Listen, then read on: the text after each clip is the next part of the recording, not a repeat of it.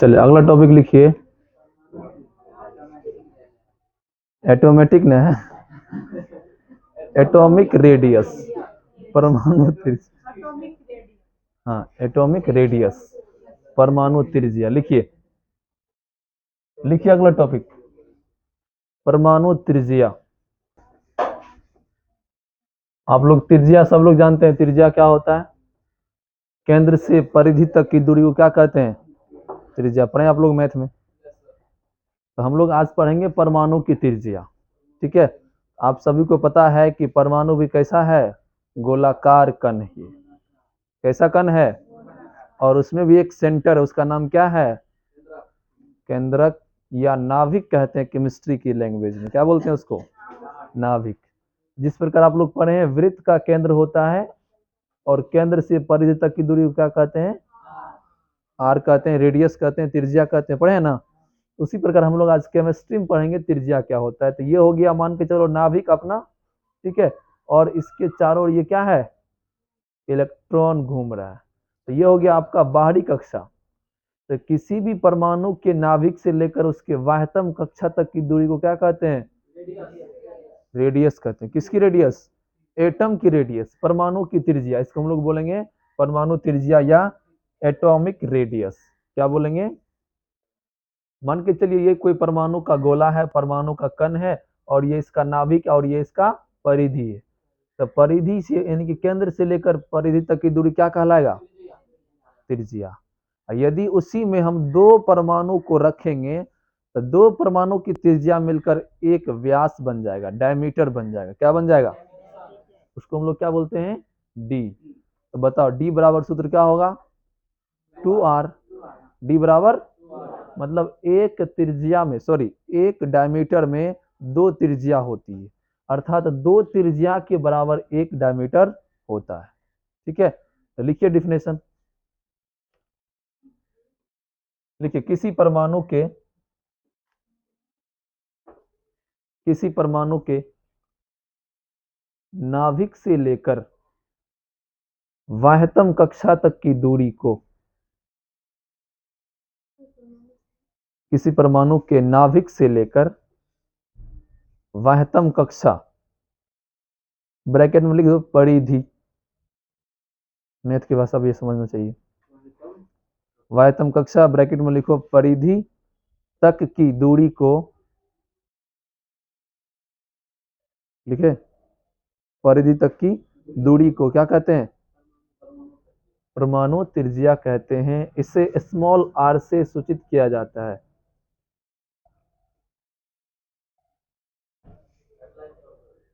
हाँ, हेडलाइन छोड़ के लिखिए, इसे स्मॉल आर से डिनोट किया जाता है, इसे स्मॉल आर से सूचित किया जाता है।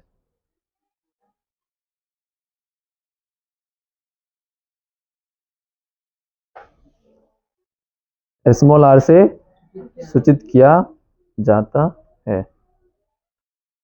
आगे और देख लिखो, दो परमाणु की त्रिज्या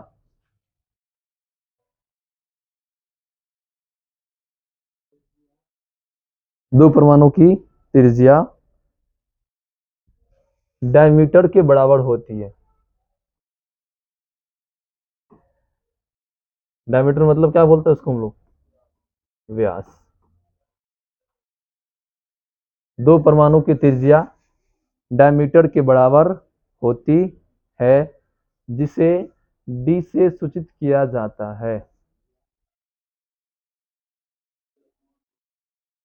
हाँ, जिसे स्मॉल डी से सूचित किया जाता है। लिखिए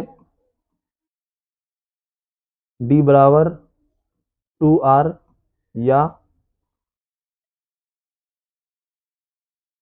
r बराबर d/2। फिगर बनाइए, फिर इस इक्वेशन को लिखिए। हाँ, पहले फिगर बनाइए इस प्रकार से। दो, ये क्या है? गोला है, वृत्त है, परमाणु है। केमिस्ट्री भाषा में क्या बोलेंगे इसको? क्योंकि परमाणु भी कैसा कण होता है? गोलाकार कण होता है, और उसमें भी एक सेंटर होता है, और इस सेंटर को क्या बोलते हैं हम लोग? नाभिक बोलते हैं। क्या बोलते हैं? बताइए, नाभिक में क्या रहता है? नाभिक में प्रोटॉन और न्यूट्रॉन रहता है। प्रोटॉन पर कौन सा आवेश? धन आवेश। और न्यूट्रॉन पर आवेशहीन, शून्य आवेश, जीरो। हाँ बनाइए, दोनों फिगर बनाइए जल्दी से अटैच करके।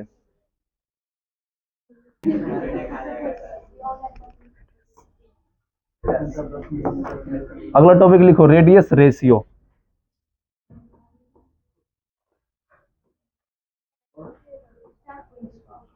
रेडियस रेशियो, हाँ, त्रिज्या अनुपात।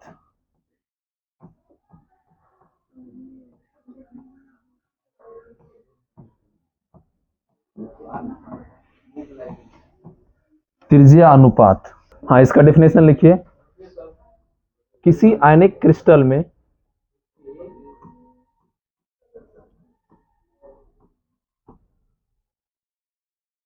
किसी आयनिक क्रिस्टल में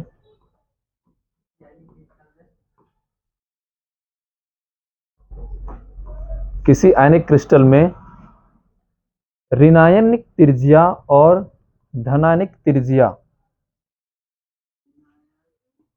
किसी आयनिक क्रिस्टल में ऋणायनिक त्रिज्या और धन आयनिक त्रिज्या के अनुपात को त्रिज्या अनुपात कहते हैं।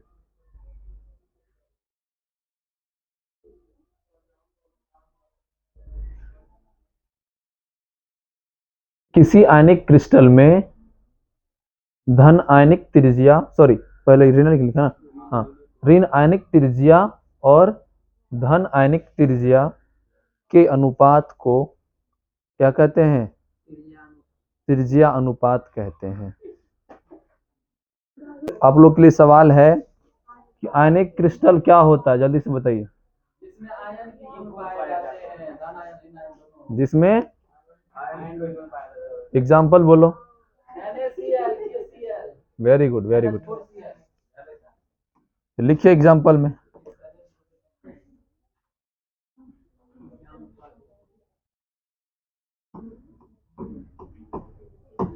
NaCl, Na पर धन आयन, Cl पर ऋण आयन, KCl।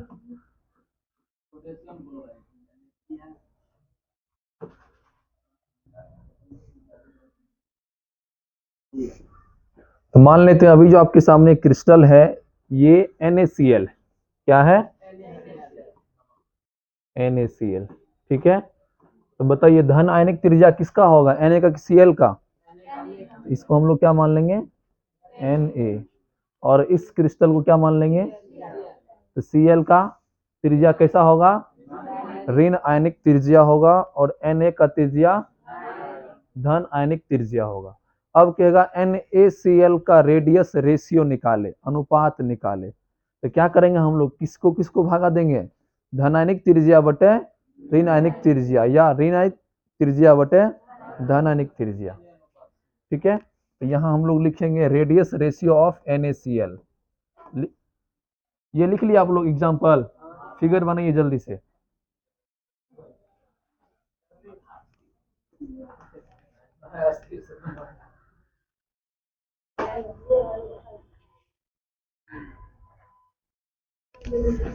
फिगर बनाइए।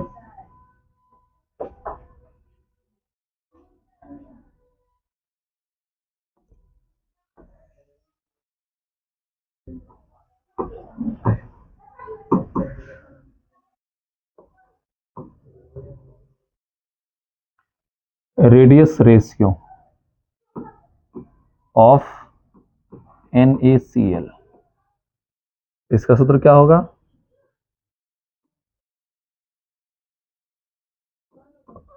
कैटायन रेडियस बटा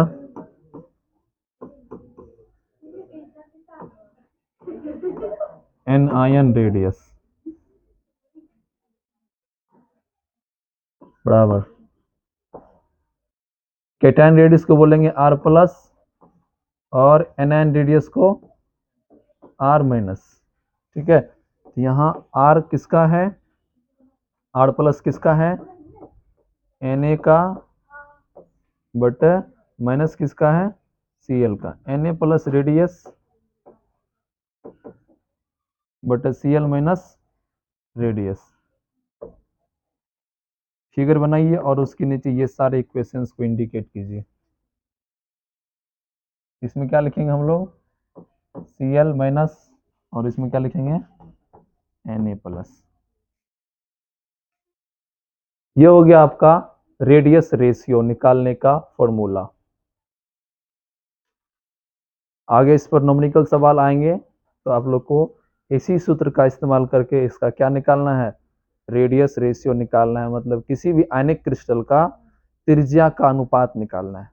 ठीक है, और जब भी त्रिज्या का अनुपात निकलेगा तो हमेशा किसका, आयनिक क्रिस्टल का ही निकलेगा। किसका निकलेगा, और किसी एरे गेरे क्रिस्टल का नहीं निकलेगा, क्योंकि उसमें आयन नहीं होता है, और जिसमें आयन होता है उसी में आपको दो आयन होता है, धन आयन और ऋण आयन।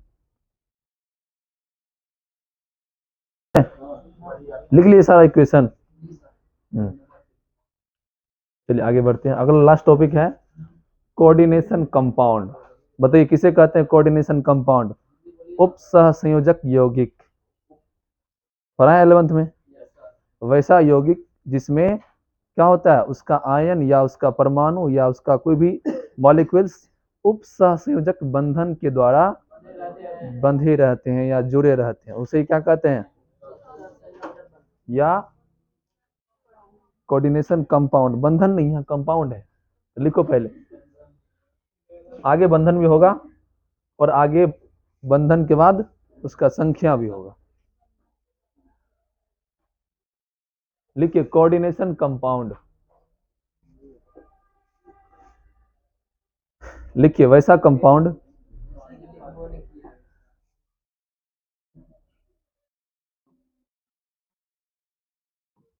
उप सहसंयोजक यौगिक।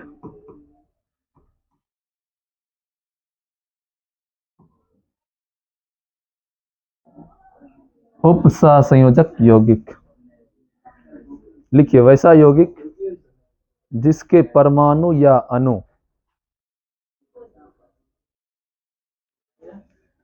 बोलो नहीं, वैसा यौगिक जिसके परमाणु या अणु उप सहसंयोजक बंधन, उप सहसंयोजक बंधन